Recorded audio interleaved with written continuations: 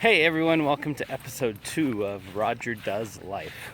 So, this has really evolved in the last week since I filmed episode 1. And I want to kind of share with you some of my thoughts on this journey and what's happened, even the name.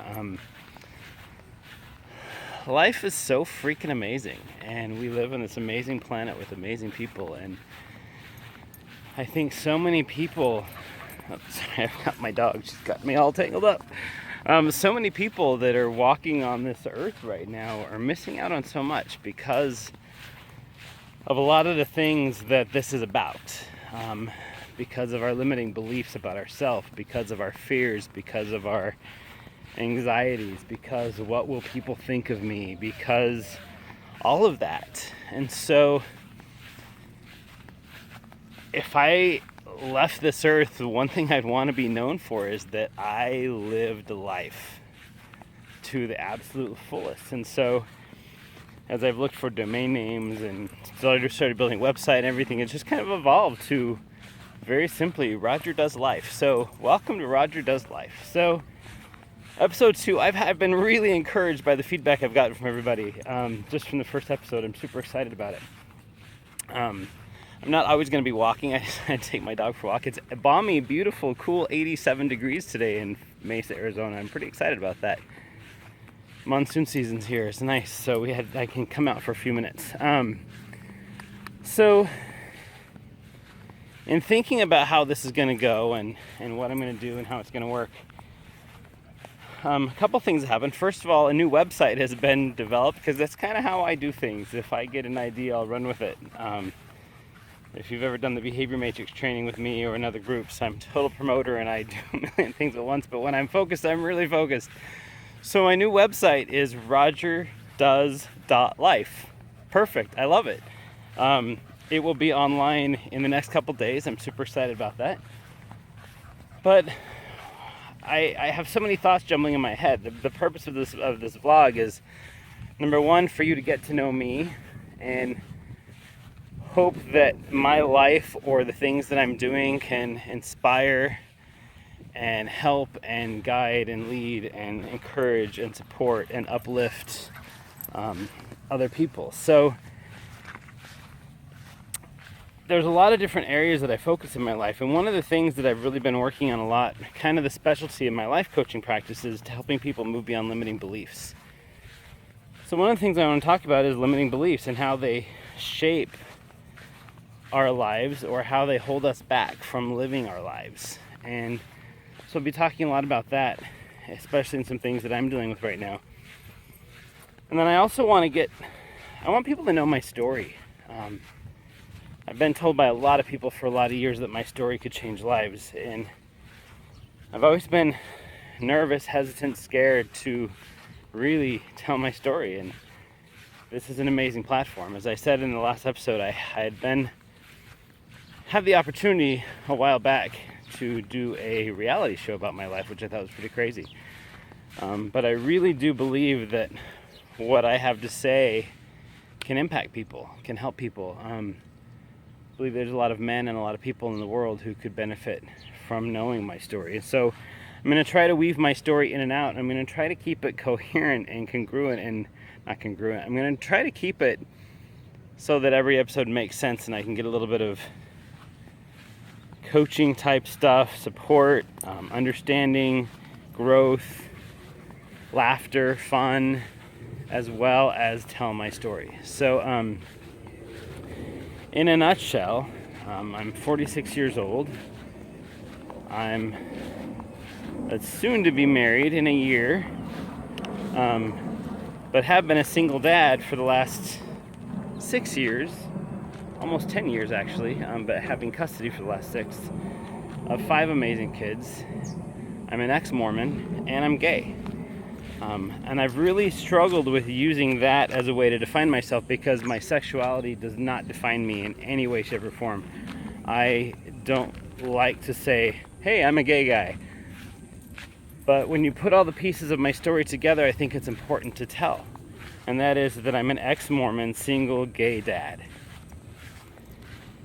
And I lived in the closet for a lot of years because I was terrified that I would lose my kids, that I would lose my family, that I would lose my identity, that I would lose so much.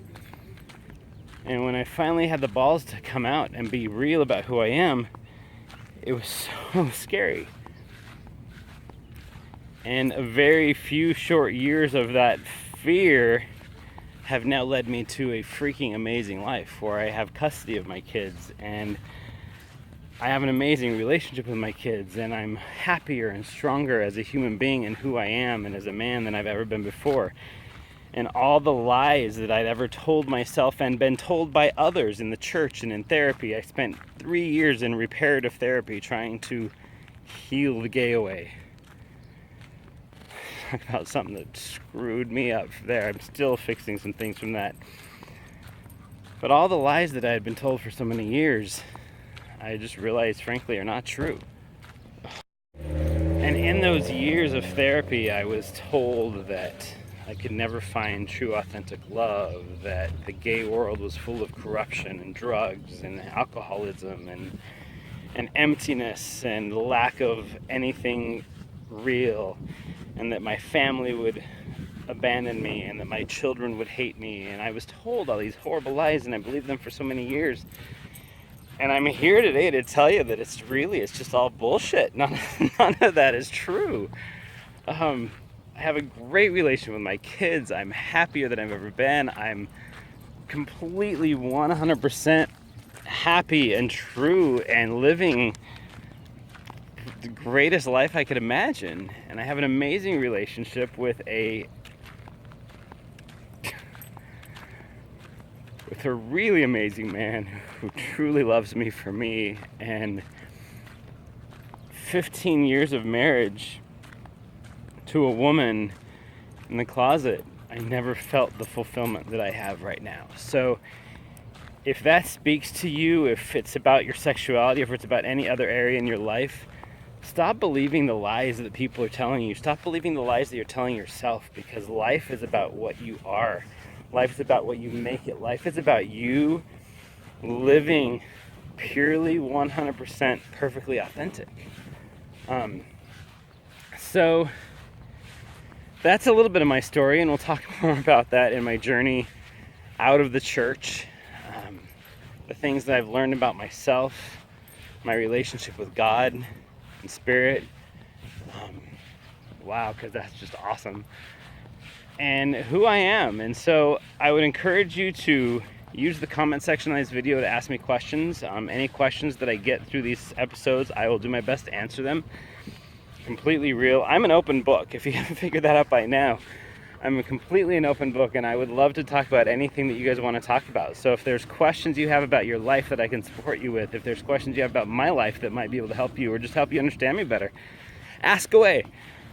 So something else I want to talk about today is in the realm of limiting beliefs. So one of the businesses that I have is called BBT Guru, and this business came to me literally at 4 o'clock in the morning in a stroke of inspiration as I woke up to take all the culmination of 20 years of life coaching and working with limiting beliefs and putting them into a program to help people stop believing the lies they tell themselves, the beliefs that we have about ourselves that aren't true, because the truth about every one of us is that we are divine beings and we are freaking amazing and we are capable of creating anything we want.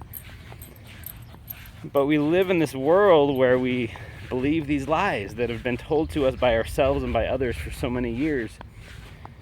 So as the BBT guru, one of the limiting beliefs is, well, I've got to have all my shit together if I'm going to teach other people this too. And I'm learning that that's not the truth, because vulnerability is powerful, as we've talked about before.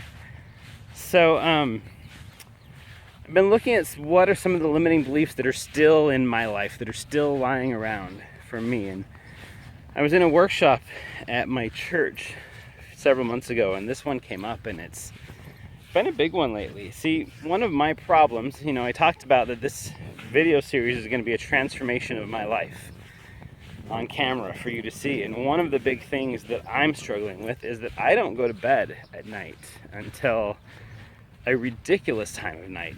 Sometimes 1, 2, if the summer's here and my kids aren't here, sometimes 3 or 4.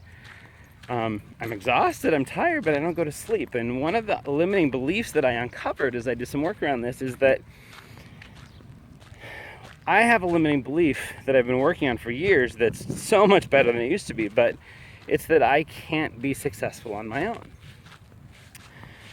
And as I've cleared up and resolved so many things around this limiting belief and have started to have amazing success, one of the things that I teach about is building massive evidence to prove these beliefs wrong. And I'm doing that, and I've done that. But one of the things is I've learned that I'm also sabotaging myself, because see, the reality is that if I'm exhausted, then I'm not going to be operating at 100%. And so if I keep myself exhausted, then I can prove that this limiting belief is right. It's stupid, I know, it's crazy. So I'm making a commitment to you right now that unless I have something going on, like I'm going out or I've got a party or something, just on a regular, normal work day, school day, life day, I am going to go to bed by 11 o'clock every night, and I'm going to wake up at 7 o'clock every morning, and I'm going to get my body back on that calendar, because that's when I'm good. And I lie to myself and I tell myself that I'm more efficient in the middle of the night, and you know what? Sometimes that's true. However, when that time is spent watching TV or surfing Facebook or watching a movie or doing something just to numb myself out, then that's not effective. So I'm going to give myself permission that once in a while, when I'm working on a big project, that I can give myself permission to be up until 1 or 2 o'clock in the morning when I'm being productive, because I am productive that time of night. But other than that, if it's just a normal night, when 11 o'clock hits, I'm putting an alarm on my phone, I'm going to bed. I've got to get myself back in that habit, because I know that it's affecting my health, it's affecting my mood, it's affecting my energy, it's affecting my relationship, it's affecting my business, it's affecting everything.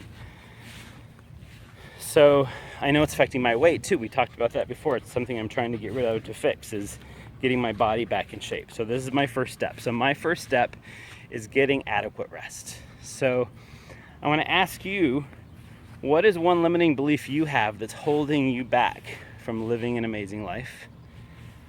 And what one step are you going to take today to begin changing that limiting belief, to prove to yourself that it's not true? So I'm going to call it at that for today. This is funny, my phone just died because it got too hot. One of the great things about living in Arizona. But as I said, I'm going to call this video for today, and I'm just going to ask you this. Please comment, please share. If you like what you hear, if you like what you see, if you think I can help you or your friends, please share this vlog series with people. Please get the word out to people that they can live amazing lives, and that I'm here to help them and you're here to help them. And if we all do this together, then one day this world is going to be crazy cool, and there's going to be so much less of the stuff that divides us and so much more of the stuff that brings us together. So that's it for today. So check me out at rogerdoes.life is my new website. Subscribe to this video series and make it a freaking amazing day, guys. I love you all. We'll talk to you soon. Bye-bye.